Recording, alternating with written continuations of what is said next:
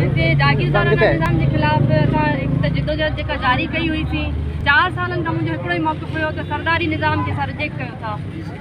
Unfortunately माण्हुनि खे थोरो देरि सां सम्झ में आयो, पर ॾिसूं पिया था त सिंध सजाद थी आहे ऐं इनशाअल्लाह यकीन आहे असांखे त सिंध जेका ही सजाद थी आहे हिकिड़ी चिणग बरी आहे जागीरदारनि ऐं सरदारनि जे ख़िलाफ़।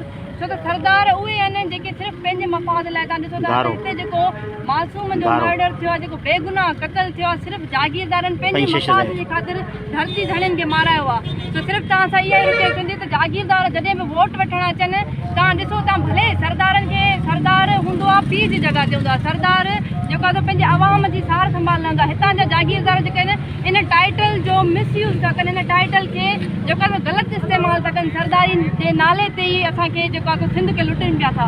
तव्हां ॾिसो जेकॾहिं हुतां खां वोट वठणु अचनि था, तव्हां उन्हनि सां ॻाल्हायो, तव्हां चओ त तव्हां घटि वधि में असांजी सार संभाल नथा हलो, तव्हां असां सां ज़ुल्म सितम कयो था। तव्हां जॾहिं हिकु आवाज़ थी करे बीह रहंदव न, जागीरदार तव्हांजो कुझु बि न बिगाड़े सघंदा। ऐं तव्हां जेकॾहिं चाहियो था त वाक़ई इनकलाब अचे, तव्हांजा बचा पढ़नि, तव्हां ख़ुशहाल थियो, ख़ुशहाल सिंध ॾिसणु चाहियो था त जागीरदारी निज़ाम रिजेक्ट कयो। सरदारी निज़ाम, सरदारी निज़ाम।